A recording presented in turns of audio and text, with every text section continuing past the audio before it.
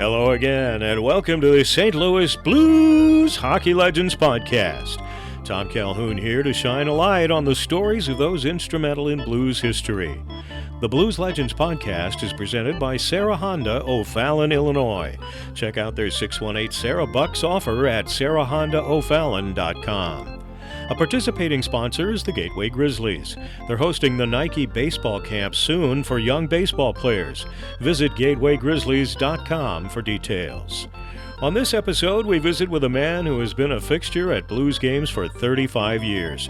Many people wouldn't know how to celebrate a Blues goal at Enterprise Center if the towel man wasn't there to lead the cheers.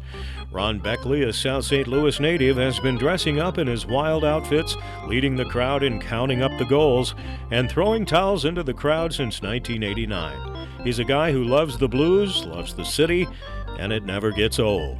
His routine, which we will talk about in a few minutes, is one of the most disliked in the NHL in a poll of visiting players, and he wears that as a badge of honor. We had a great visit with the towel man that you will surely enjoy right after these words from Sarah Honda O'Fallon. When it's time to find your next car, what's changed in your life? What's driving you to start the process? What are you really looking for? These are the questions we're asking at Sarah Honda. We believe in real communication, real problem solving, and trustworthy long-term relationships with our customers. We're part of your community, and we want you to be part of ours. At Sarah Honda, the experience drives everything.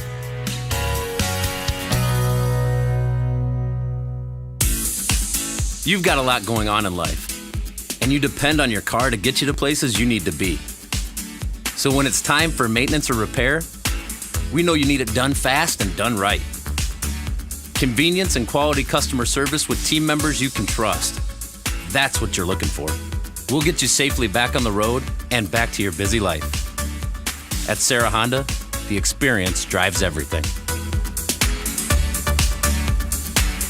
And on this episode of the St. Louis Blues Hockey Legends Podcast, we are going off on a little bit of a different tangent. We've had a lot of coaches and players on in the past 6 months, but certainly one of the legends that qualifies and is part of game nights for the Blues for a long time is the towel man, Ron Baechle, and he has agreed to come on this episode of our Legends Podcast. Ron, welcome aboard.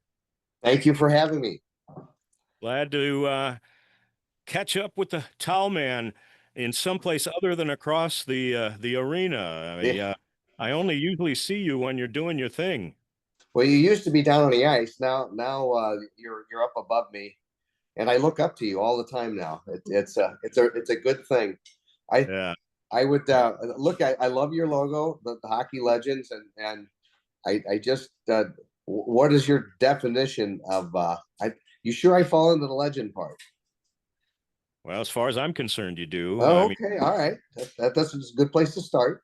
I mean, you've been part of game nights for the Blues since, well, let's talk about how long. It goes back like 35 years, right? That is correct. 1989-90.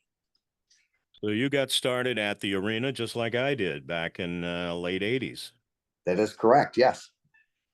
Well, we'll get into that a little bit more in a minute. But I like to focus a little bit on the person on this podcast. And so tell us a little bit about your early life. Where were you born, family background, mom, dad, sisters, brothers, all of that kind of stuff?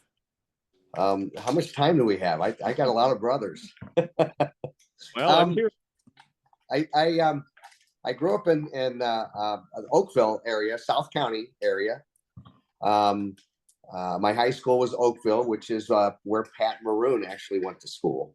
Yeah, I won't have to ask you that question then. Okay, all right. I grew up. I'm one of 9 children.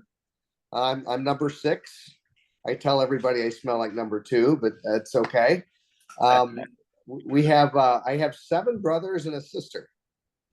Wow. And she's the 3rd oldest. And we always tell everybody she's the brother we feared the most.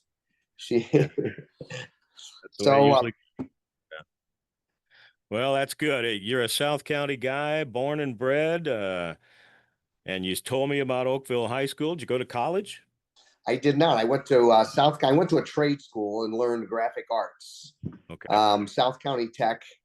My senior year, I went there. In Oakville, we also grew up with my dad had a kitchen countertop business that was next to the house, and we all kind of grew up working with and around. So we all had woodworking skills growing up. And I've got 5 of my brothers are carpenters. One's a mechanic, but we with 9 kids, it was almost like growing up on a farm. Everybody had their job to do. Uh-huh. Well, sounds like a good Midwestern family upbringing to me. So talk about your current life a little bit, family situation, and who's important to you at this point in your life. Well, I've been married. My wife, Mary. We met in high school, and we just celebrated 44 years. Congratulations. Well, Yeah. thank you, and I have 3 daughters. Jessica, the oldest, she works with me. I've been self-employed pretty much about a year and a half after being out of high school. I got in graphic arts and learned how to the old style painting with a paintbrush and a can of paint, and doing graphics and lettering your race cars, your construction vehicles, your signage, and those kind of things. So Jessica has been working with me since she was 16, and now that I'm 66, I'm trying to transition the business. She has her own. We're working on getting her business established and kind of working that way. And she does photography, and she's into just many different things. Very, very good graphically also. My middle daughter, Abby, she's been anywhere from orthodontist assistant. She's worked at the spas, and right now she's working as a bartender at Twisted Tree. She's a makeup artist. And the makeup artist. She's very good. Yep. And then my youngest daughter is a realtor, Caitlin. So she seems to be doing good too. 3 girls. Any grandkids? I have 2 grandkids. My grandson Cameron and my granddaughter Allison, and they are 14 and 11. What do they think of the tall man? I think it's for the most part it's good. It's kind of a mixed. It's kind of a mixed thing. You have to kind of. For many years, my daughter said, "Don't tell him who your grandpa is." But I think they seem to like it. We get them to the games, and Cameron he's 14. He'll start playing hockey on the Suckman Hockey Club this year. And Allison I think she's a little bit more artistic. She loves to dance, and very outgoing. And last year, she actually helped me paint on the ice last year. So very, very well-rounded kids that I guess your typical American family. Well, good for you. That's good stuff. So let's get into the tall man story a little bit. How did that all get started? Where did the idea come from? I'm sure you've told this story a number of times, and should be able to tell it here in this setting. Back in '89, the church that I went to in Arnold, the pastor of the church, and at the time it was he's a Monsignor now, Monsignor Matt Midas. Through church and talking and stuff like that, he had kind of picked up that I was a hockey fan, and in '89 just so happened to be the time when Twist and Trace and Chase and Emerson, Bob Plager was coaching, and I believe that's the year they won 18 straight, or it was very. If that wasn't the year, it was the following year. And they were just having a fantastic year, and he mentioned about going to Peoria and let's go watch them. So we scheduled it. Didn't take him but maybe 15-20 minutes into the car ride that he realized I was not priest material. So we just proceeded to the game, And is what that was. Huh? I'm sorry. He was on a recruiting trip. Oh yeah. So once he found that out, he put me in the trunk. In the next 2.5 hours, I don't remember. so from there we got to the game, and again, they were packing the place at the time, and the Blues score, and we noticed, somebody got up and they count the goal, and not a big deal, and then they got 2 goals, and then 3, and by the 4th goal, as it is now, every goal it just keeps to get bigger and bigger, and so by the 4th goal, through the 6th goal, and we seen all 10,000 people, chanting and waving and everything. We're like, that's pretty cool. So Monsignor said, he goes, he said, there's something that you can bring back to St. Louis. If anybody could pull that off, I think you could. Huh. So we got back, and I thought about it for a little while. And at that time, I was splitting my tickets with, I think, two or three. It was being split 3 ways. Mm-hmm. So when I got enough courage, I talked to about a dozen people in section 206. And I said, they do this in Peoria. This is something we're going to try and get started here. And so it took about 3 years for it to catch on, but that had a lot to do. There was no Jumbotron back then. So it would just grow from section, and you'd have 2, and then maybe a game or 2. Then it was 5 sections, and then 7, and then you could see it grow until by the 3rd season. The 3rd year, I actually had full season tickets, so I did it every game. I tried to recruit people to do it when I wasn't there, and nobody else would do it. So it kind of, it just kind of it built, and as I was doing it, it just happened.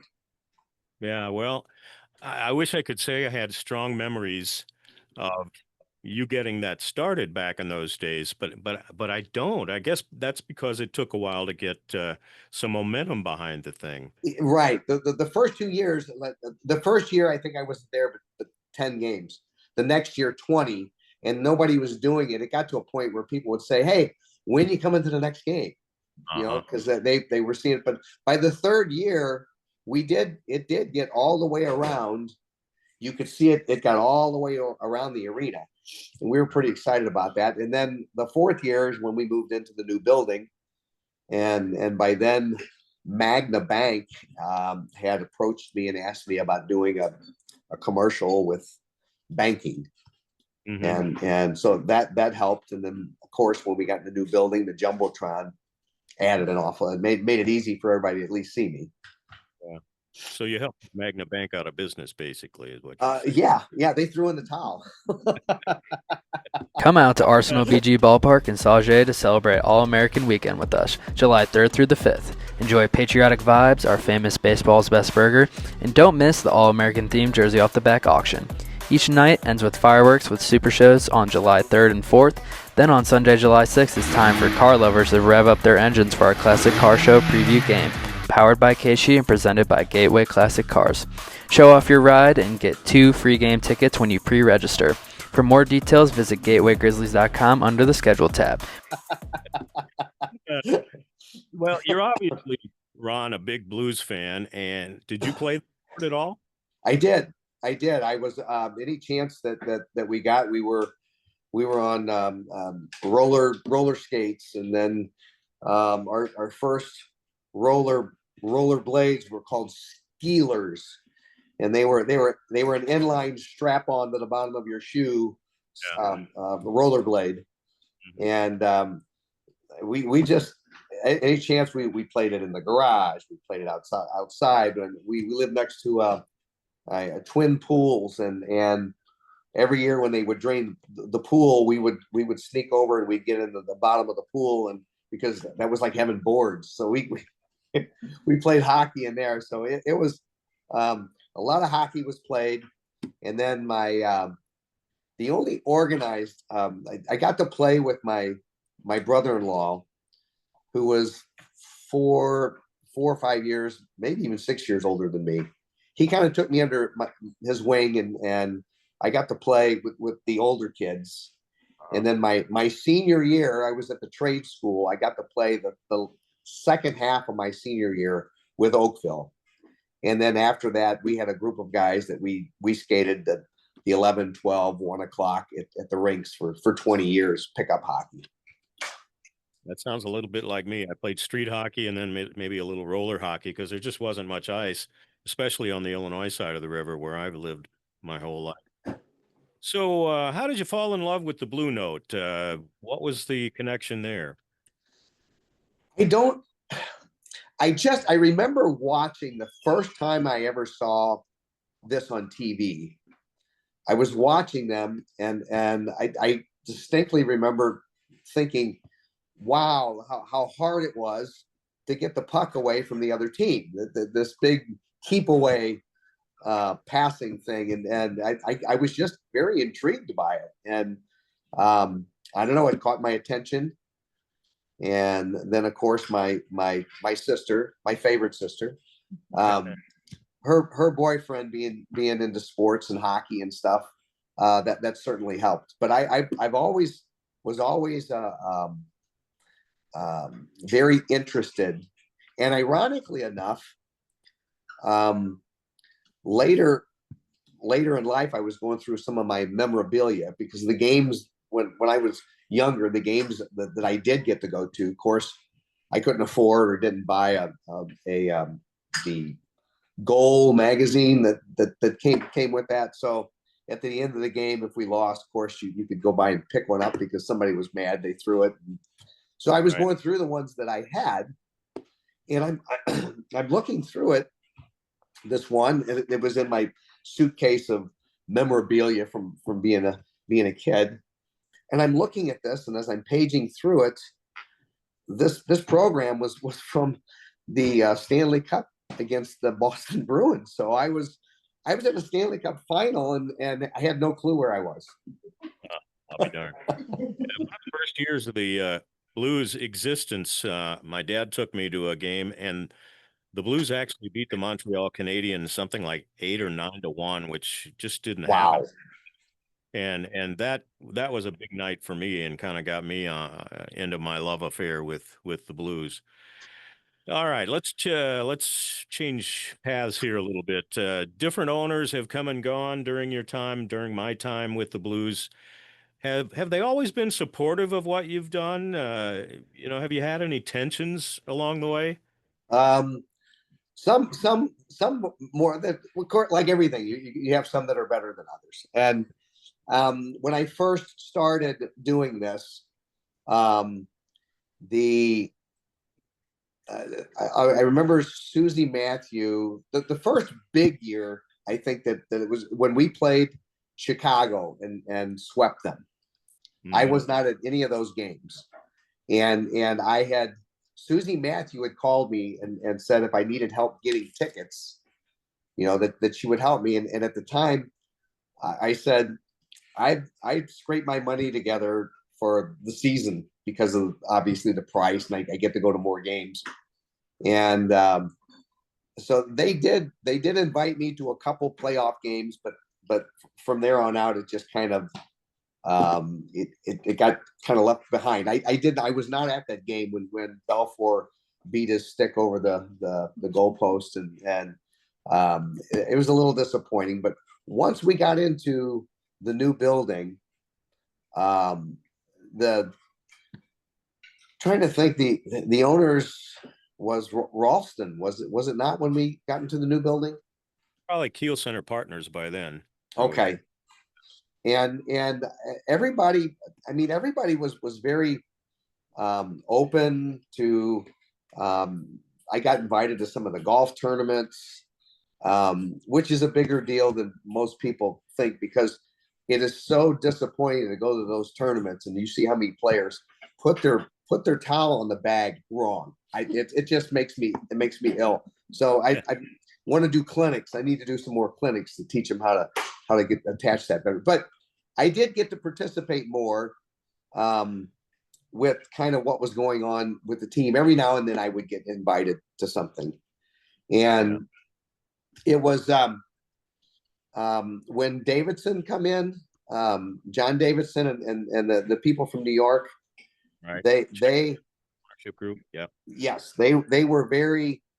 They made sure they thanked me for what I was doing and appreciated everything that was going on. But that's kind of when they started to separate the team from. I must say the fans or whatever. They wanted the players were a little bit more. I don't want to say elusive, but they kind of pick and choose what they let the public in on at that time. Sure. And I mean, so over the years, each one has been. I don't know if they've reached out or gone overboard. They just kind of let me do my thing. Jim Woodcock had called when he first came on, right. And he was very, very personable and talked with me a lot, and we had a pretty good repertoire. And actually, I remember the game too that I got to actually introduce Louis, so that was interesting. And so it's just kind of progressed into now, and then pay your own games. Is that right? I'm sorry. Still pay your own way to the games. I was still buying all my own, my tickets, my towels, but at that point, being self-employed, I had a nice list of customers that were in construction and photography and just different businesses that kind of came on. It wasn't a giant price tag. And then with me being self-employed, I was able to write off. I mean, that was kind of part of the advertising, but I had no idea it was going to kind of turn into what it did. And then when this owners group came in, through no fault of their own, they bought the club, and as you know, and the entire league went on strike. Yeah, they've got a brand new team and can't even play. And so as they were on strike, when it finally got to we played a half season, I believe. Yeah. And it started in January, and for people that know me, I'm a jokester, pranks. I like to do stupid stuff to make people laugh. And so the first game out of the chute, a friend was saying, you know what would be funny? When they score, you hold up a sign that says, "I'm still negotiating." And that didn't go over real well. I remember that. And I was thinking to myself, oh no, what did I do? And because it was, of all nights, we're playing Detroit. Stan Musial had just passed. Right. And that was the night Vladimir Tarasenko debuted that night and scored a couple of goals. Yeah. Yeah. We win 6-0, which is Stan Musial's number. How just absolutely phenomenal. But after the first goal, and I held the sign up, I'm still negotiating. Well, the second goal come around, and nothing on the Jumbotron. Third goal, nothing on the Jumbotron. And I'm thinking, what did I do? And then so I come back the next game, nothing on the Jumbotron. So I ruffled some feathers, and I thought, well, I'm not doing this to get up there. It just is what it is. And so I thought to myself, well, I'm buying my tickets. I can be upset that we lost a half a season. That's not being unreasonable. So I just kind of finished that season from game to game. And ironically enough, that's the year Jeremy Rutherford started to write his book, The 100 Things About the Blues that you need to know. And he came up and he talked to me. That story is actually in the book. I'm chapter 88.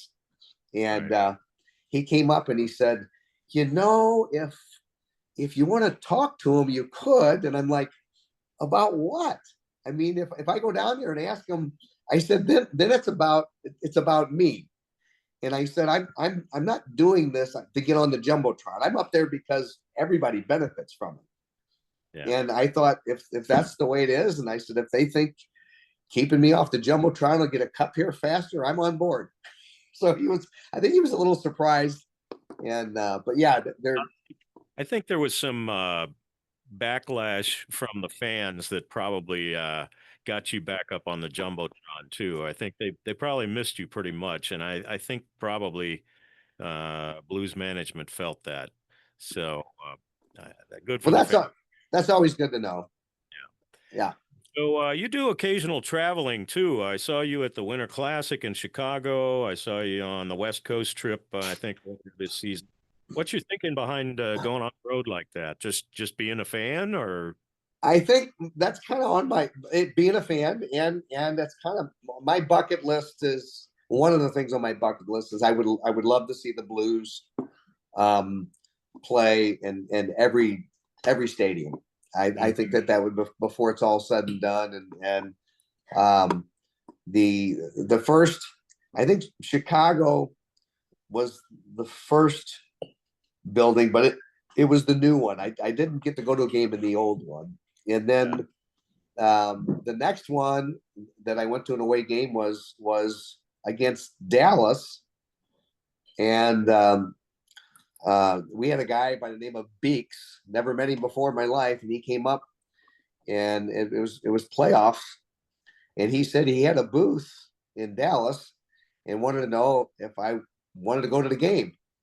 And I'm like, sure. So we drove down and went to that game, and we won that. And then we flew back for game 7. And from there, it just kind of got the taste of going out. And of course, if I'm going to go, I want to wear my stuff and be supportive. And yeah, exactly. And I make it a point to go see and visit whoever their mascots are. And again, it's the greatest thing about hockey is the rivalry and to razz each other. And I mean, there's nothing out there. There's no occasion that justifies getting in a fight or a brawl or anything like that. But be razzed and razz them back. I mean, it's all part of it. My one of my favorite lines was when we were playing Boston, and the year we won the cup, is I would tell the people anytime I saw a Boston jersey, I said, if your team would just apply themselves, you could have an A on your shirt instead of just a B. And so again, be creative. Yeah, sure. Sometimes I worry about you falling over the railing when you're doing your thing. Have you ever come close? I've tripped on the steps before. I would like to think that I'm smart enough to knock some sense into me, but I don't even know if that's possible. I would love to set up something where they put me maybe on a cable and it swung me out. I think that would just something different. Well, you guys rappel down from the catwalk on that Armed Services Night game, so maybe that was amazing. Yeah, that was amazing. Yeah. So, and of course, people are always asking, "Hey, throw me a towel," and it's like, "Oh yeah, I'll be able to spot you. Just you'll have your blue stuff on, right?" So it's I did have a streak. I had a streak though on out of 10 towels. It was either 5 or 6 of the 10 towels actually made it to the person I was throwing it to, which surprised me as much as anything. And I think 3 of them it hit wide and bounced or went off of somebody else, or the towels will only go so far. They're about 15 by 20. They're a golf towel, and we folded it. Me for my 1500th game. I've got that down in the man cave. Look, that's cool. That is cool. And I'm I know that guy too. Those of you watching on YouTube, this is a present Ron gave me a while back. You had these made yourself, right? I did. I had some extra funds through a playoff year that we didn't make. So that's the first set. There's 150 of those. I did a second one. There's 204 of those. And I've got a third one coming where I'm against that glass that you're so afraid I'm going to fall over. So those of you just listening to the podcast, I showed the tall man bobblehead to the camera. And here's the Tom Calhoun bobblehead that came out from the Gateway Grizzlies here a few weeks back. They honored me with a bobblehead night on opening night back on 16th, and this is little Tommy here. So I would I would be honored to take a night where you and I ask 10 yes/no questions, and we see which bobblehead answers them more correctly. there you go. We could work that out. So, I have heard that what you do with the towels and the counting the goals and the gong going off is pretty annoying to visiting players, and I guess you're happy about that. And isn't that awesome? finally something that people can hate and you're happy about it. Yeah. From what I've heard, that's number 2 on I told you I smelled like number 2. That's number 2 on. I think they asked the players, what do you hate the most when you go in the opposing team's building? Yeah. And the cannon in Columbus was number 1. I would hate that. Yeah. Then I was number 2, which made me that made me very happy.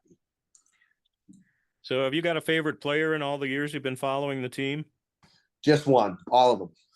No, now over the years growing up, Red Berenson was a favorite player. Jacques Plante, Glenn Hall. I was a very, very big fan of Gary Unger, but seven was 7's my lucky number. I was born on the 7th, and I don't know if it's Gary Unger or Red Berenson who has the same birthday as December 7th. I'd have to look back, but over the years with what I'm doing, there's just, Hall has got to be the number 1 because of what he did and what I do. He was good for a goal every night, but there's so many players and that are good at, I guess, just different areas. Bob Plager, he embodied, I think, everything about this club.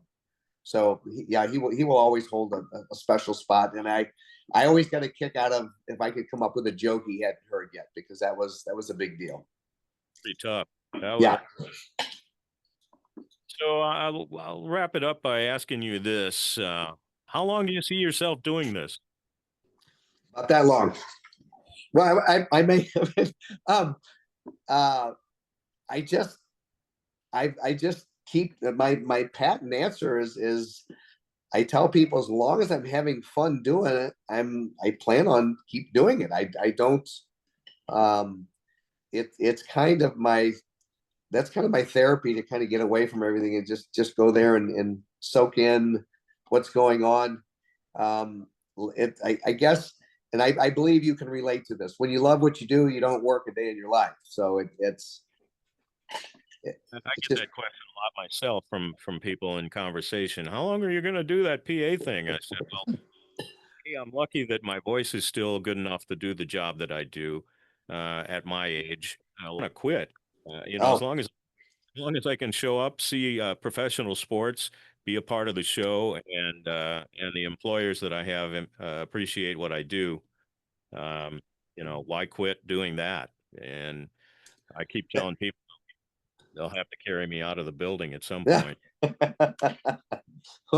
well, I want to acknowledge you.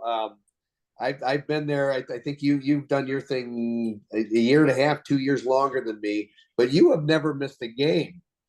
Yeah. Yeah, that's kind of my claim to fame there, I guess, if I have one. The last game we had this year was 1,733 consecutive games. So that's unbelievable. I have had people also ask me how many goals I have counted and I'm like, I have no way of knowing that. Now, early on, I tried to be there as much as I could, and with kids. And my wife, God love her, the nights that I was at the games, and I would average maybe 1 to 3 games a year that I missed. And then of course COVID did things, but before COVID I had gone, I think, 7 years without missing a game.